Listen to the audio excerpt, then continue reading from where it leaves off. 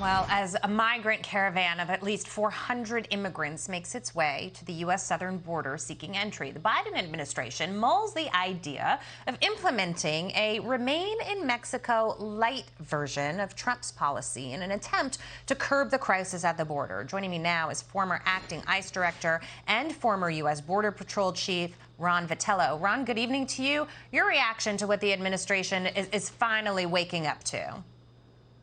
Good evening to you as well. It's about time.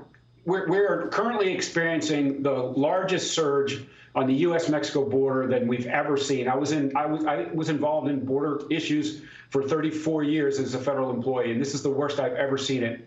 And so using a policy or revoking this policy in January is what they did. That's the root cause of what's going on the border right now. They can talk all they want about root causes and working with the Northern Triangle, but the root cause of this problem is them reversing the policy for Remain in Mexico. They took all the enrollees and they let them in the United States. They released many of them, and so more are going to come. That caravan that's formed now that tried to break, we saw them trying to break into Mexico. We're going to see more of that because the incentive is really high.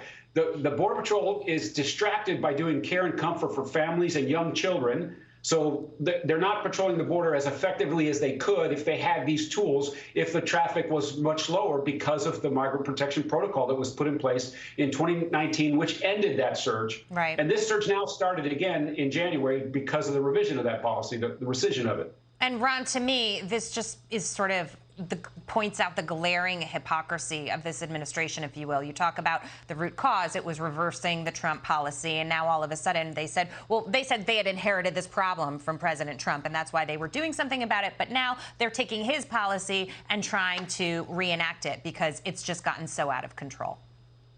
It has. It's the worst I've ever seen it, and it worked. We had, if people want a due process, they want to go through the asylum process, and they wait in Mexico, then that's a better way to do it. Before the surge in 2014, we used detention to close that loop.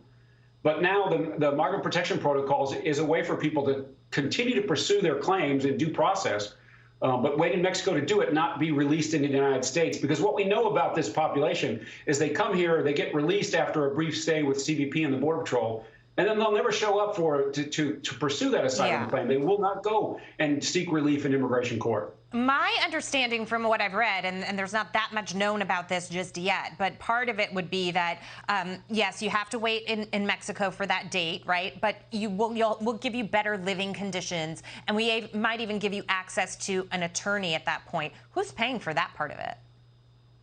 Well, obviously, it would be the taxpayers. For the Remain in Mexico policy and what they call the migrant protection protocols, for them to work, Mexico has to cooperate. So they have to use their own asylum system. They have to use their own public health resources. They have to use their own, migrant protections inside of their country. And so Mexico's a big part of this. God knows they're not going to pay for it.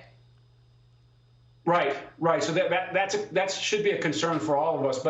But again, the policy worked, right? It reduced the flow to such a degree that historic lows in the summer of last year. And so putting it back in place will give the tools to the front line, the DHS, and take that stress off of them having this constant surge of humanity at the border, take that stress off of them and their families under the time of this pandemic. So it's important to recognize how it worked, and this administration is now coming around, and you're going to try to give those tools back to CBP and the Border Patrol. Well, let me ask you a question. Do you think it's possible this is sort of a Trojan horse policy? Because it's going to take a lot to enforce it, especially now that the floodgates have been open. In the last minute that we have left here, is this the Biden administration just saying, see, look what we're trying to do, look what we're trying to do, oh, but it's not working, that kind of thing?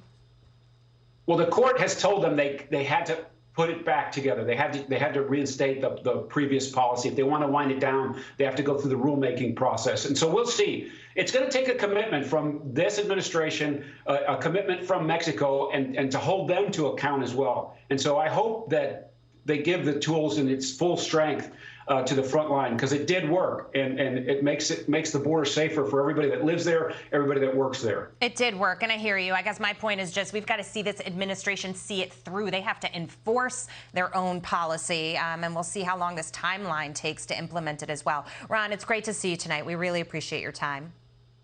Thanks for having me.